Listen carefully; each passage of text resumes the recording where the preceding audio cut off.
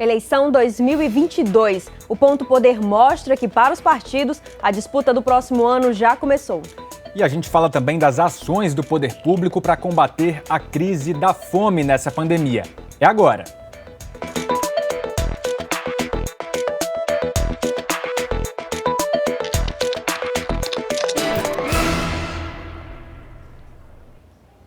Olá, seja bem-vindo a mais um Ponto Poder. E a gente começa hoje falando de um tema que pode parecer longe para você que nos assiste, mas que já está acontecendo e já é assunto nos bastidores. Eleição 2022. Pois é, ainda falta mais de um ano para a eleição, mas nos bastidores os partidos já se movimentam e alguns nomes já despontam no cenário pré-eleitoral, já se movimentando para serem talvez candidatos ou, de repente, fazerem parte das chapas que devem disputar o governo do estado no ano que vem aqui no Ceará. Para falar sobre esse assunto, a gente chama, claro, o Wagner Mendes, repórter de política do Sistema Verdes Mares.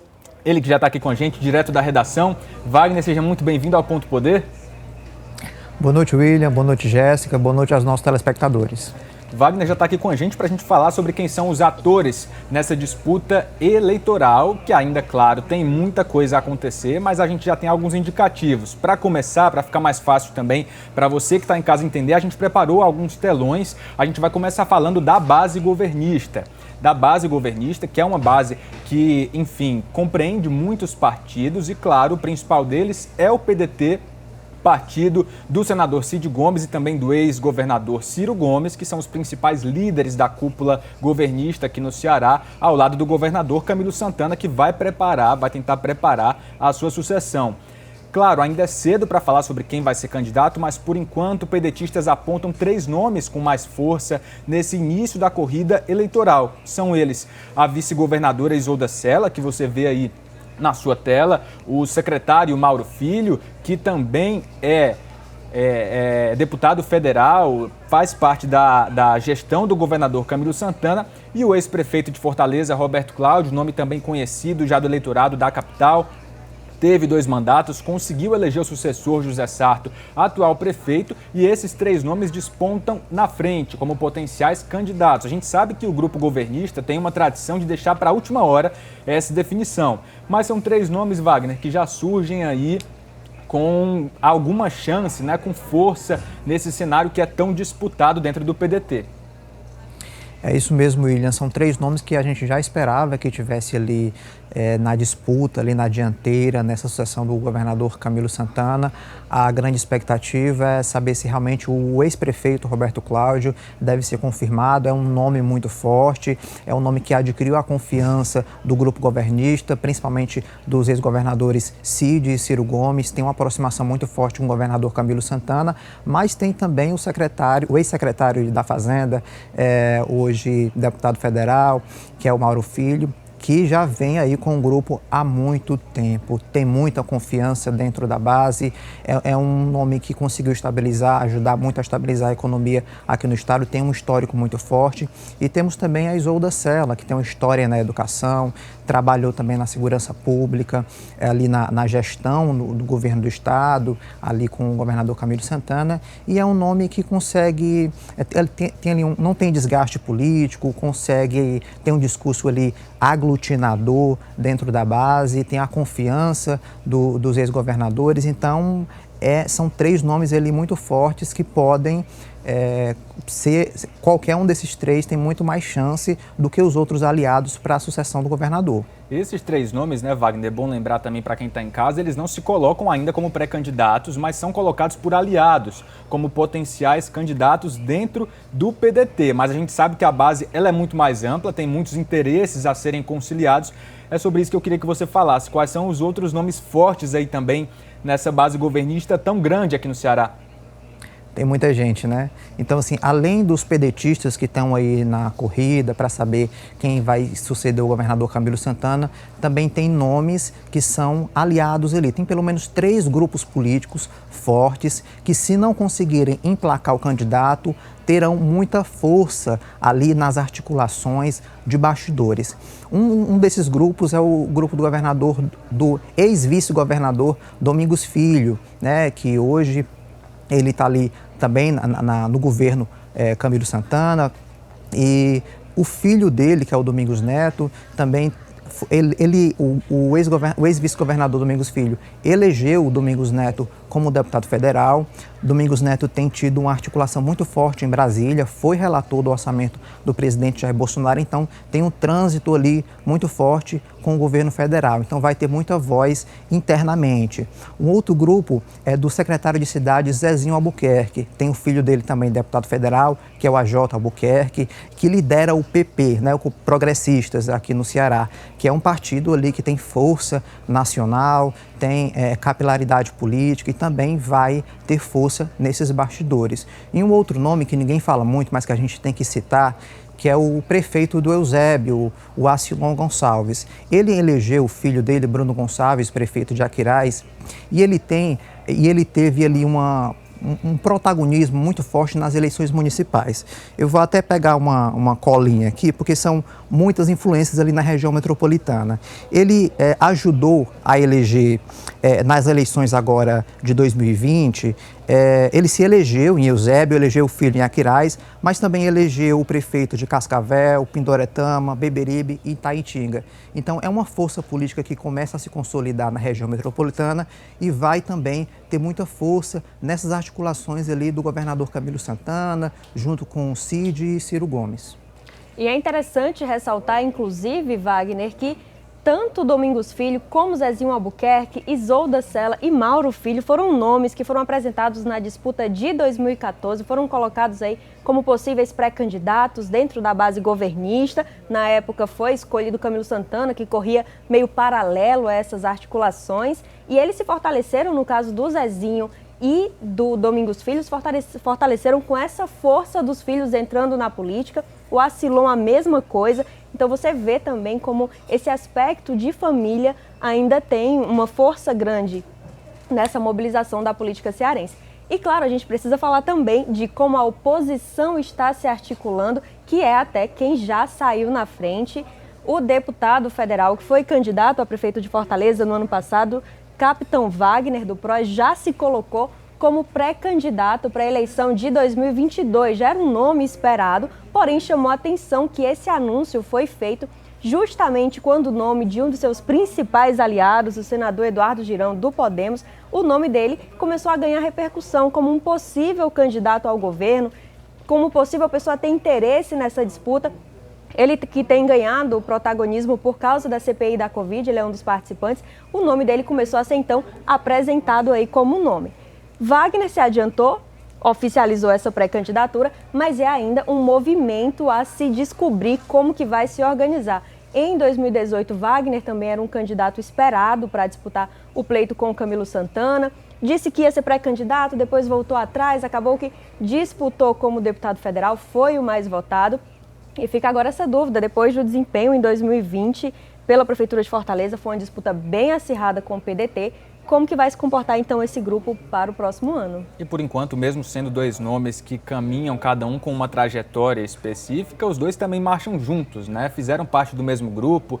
Eduardo Girão foi um dos principais articuladores da campanha de Capitão Wagner aqui em Fortaleza no ano passado. Certamente os dois ainda terão muito a tratar juntos e serão vistos com certeza juntos dentro desse grupo de oposição mais à direita até o ano que vem.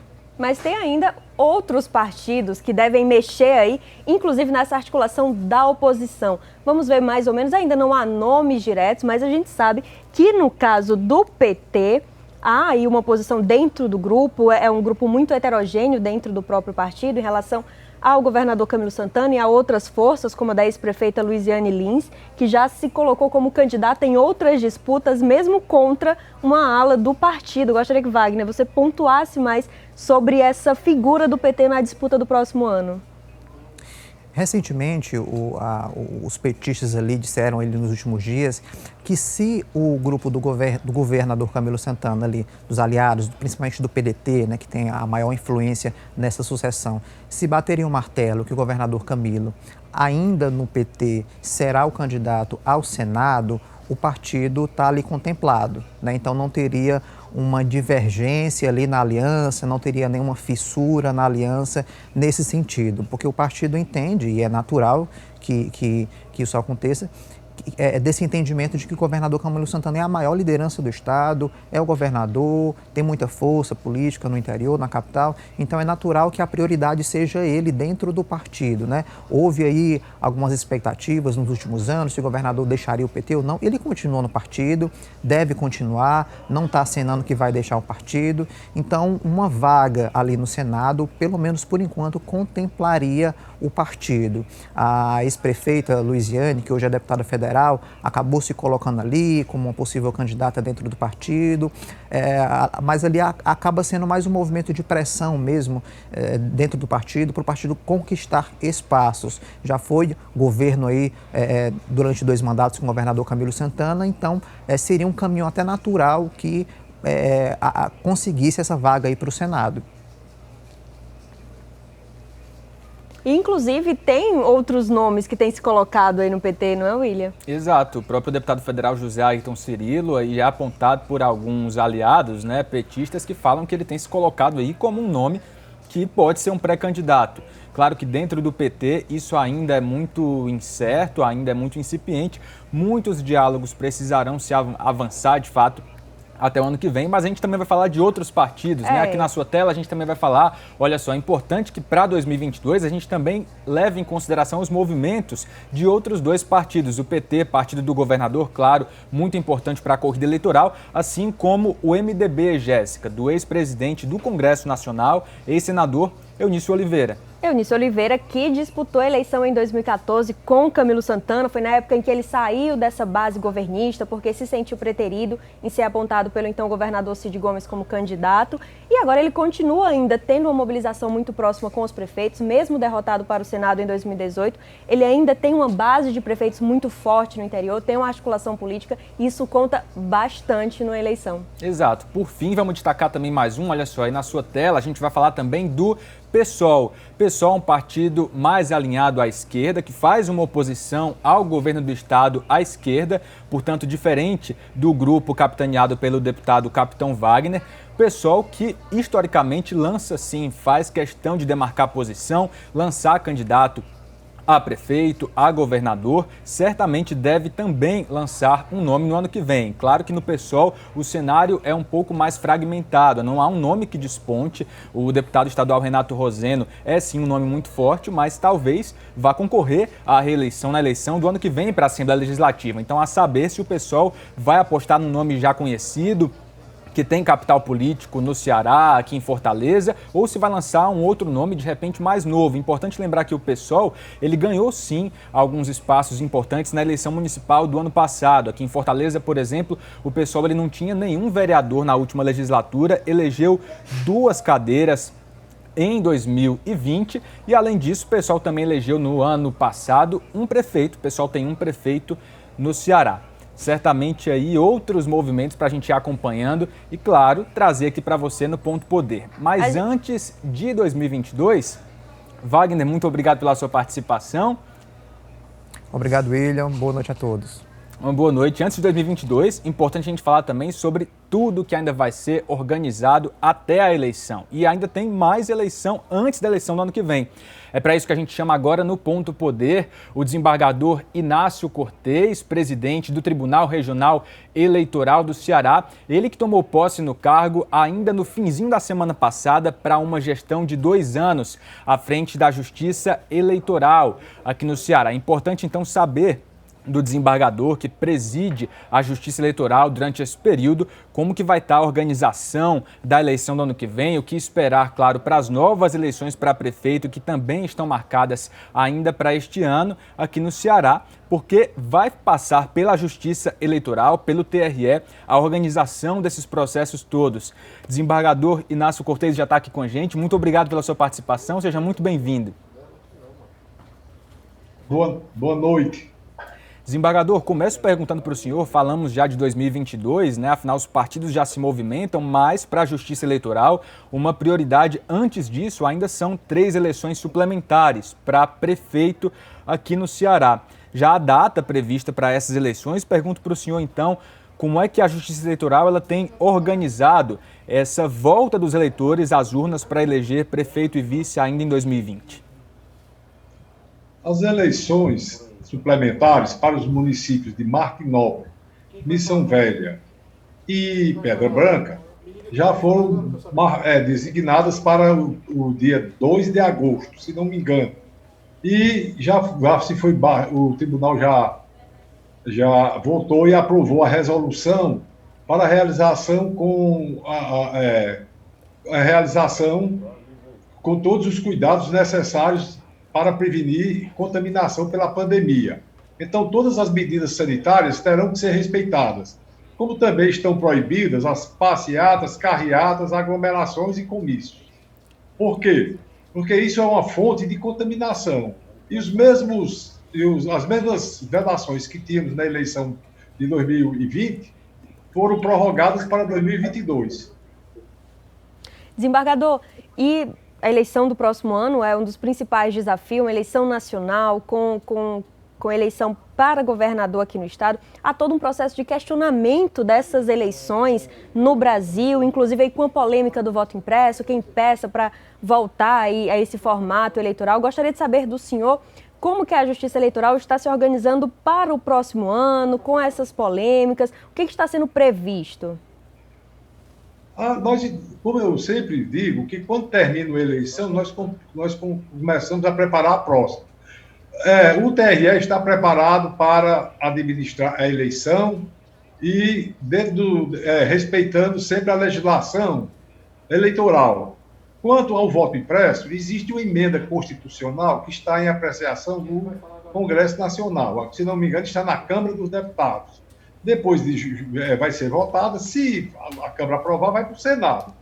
Feito isso, se ela for aprovada, vai ser sancionada pelo Poder Legislativo. Então, o que é que vai ser sancionada? Não, vai ser promulgada, desculpa, sancionada seria a lei.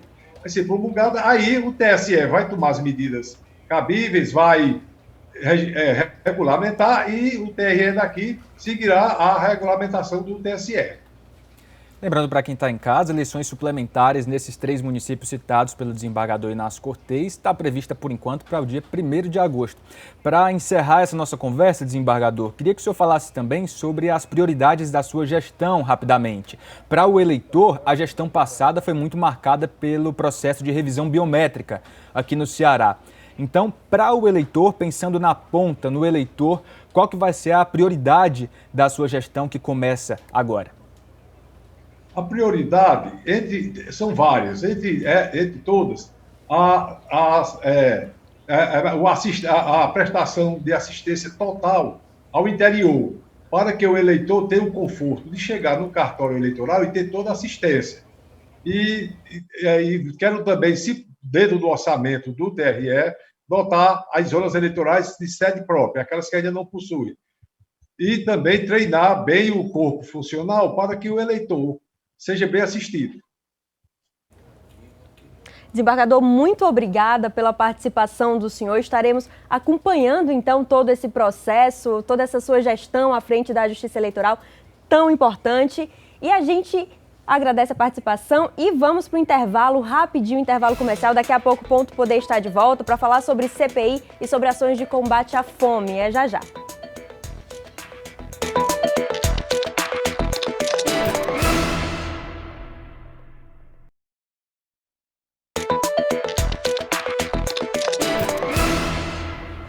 Ponto Poder está de volta e terça-feira é o dia em que recomeçam os trabalhos da CPI da Covid. É o dia na semana em que a gente volta a falar sobre esse assunto. Hoje, o atual ministro da Saúde, Marcelo Queiroga, voltou a conversar com os senadores e o Ponto Poder preparou um material para falar sobre quais os resultados possíveis de uma CPI. Isso, claro, é assunto para o Descomplicando.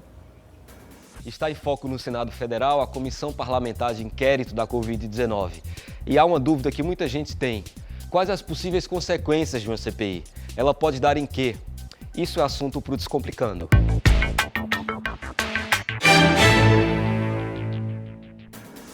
A CPI da Covid é uma das mais importantes da história, mas não é por falta de concorrentes. O Brasil já teve mais de 60 CPIs desde a redemocratização. 49 delas foram finalizadas na Câmara e 17 tiveram conclusão no Senado. Algumas com desfechos desfavoráveis aos investigados, mas muitas que caíram no esquecimento.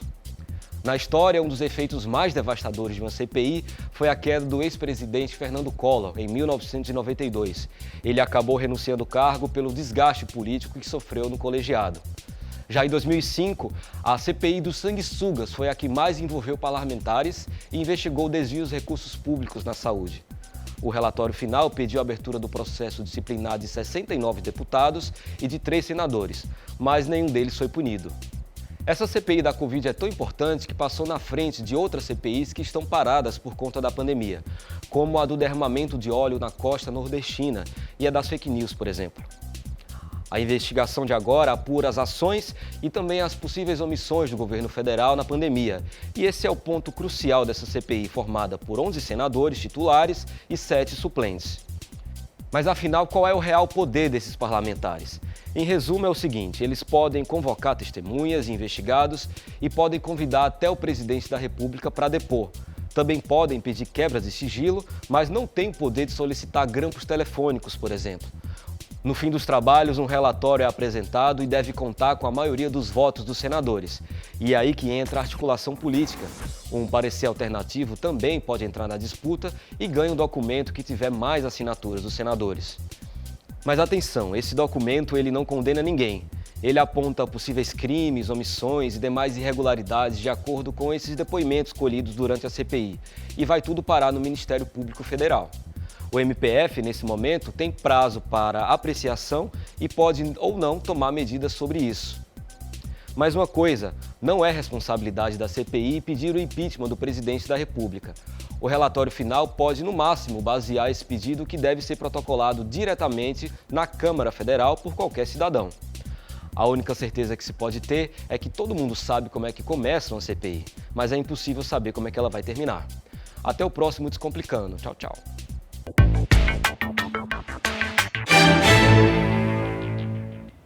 Pois é, e ainda falando de pandemia, a gente sai agora do Poder Legislativo para falar das ruas, da vida de muita gente. Afinal, a pandemia, ela trouxe à tona uma crise na saúde, mas também uma crise econômica e social. Um dos sintomas disso tudo é a fome, que passou, infelizmente, a fazer parte da vida de centenas de famílias brasileiras, o que tem exigido do poder público ações de combate a esse problema. A pandemia fez explodir um fenômeno conhecido no Brasil, a fome. Nos primeiros meses deste ano, 1 em cada 4 brasileiros disse que faltou comida na mesa.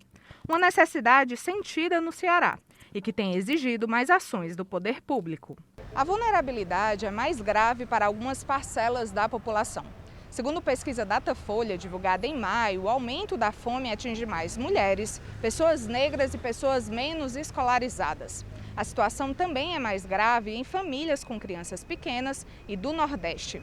Uma realidade que requer medidas coordenadas. Elas são vitais ao enfrentamento da pobreza, da fome e das situações articuladas de desigualdades sociais, desigualdades raciais e de gênero, com prioridade para mulheres negras, chefes de família, com crianças e adolescentes sob sua responsabilidade. Algumas medidas já estão em execução, como o custeio da conta de energia para famílias de baixa renda e o pagamento de ajudas financeiras, como o cartão Mais Infância e os auxílios destinados a categorias impactadas pela pandemia. Além disso, prefeitos e parlamentares já chegaram a doar salários para compra e distribuição de cestas básicas. Outras ações ainda estão em avaliação. No Legislativo, muitos projetos querem ampliar a distribuição de cestas básicas e de benefícios sociais. Outra proposta em tramitação é de criação de uma renda básica. Uma das medidas mais recentes foi aprovada pelos deputados estaduais e virou lei no final de maio. Nessa perspectiva, a Assembleia Legislativa do Estado do Ceará aprovou um projeto onde a nossa Assembleia irá distribuir mensalmente 10 mil cestas básicas para os municípios cearenses, respeitando o índice de desenvolvimento humano de cada município. Portanto, é o Parlamento dando a sua contribuição para amenizar a dor do nosso povo, da nossa população. Mas os esforços precisam vir de todos os níveis de governo. A professora defende uma iniciativa mais ampla também do governo federal. É imprescindível ainda uma ação coordenada do governo federal, a garantir também os recursos públicos do orçamento federal para os estados e municípios na perspectiva de um fortalecimento, além do Sistema Único de Saúde, do Sistema Único de Assistência Social. E o nosso chargista, Tiagão, também levanta essa bandeira do combate à fome tão importante. Vamos conferir.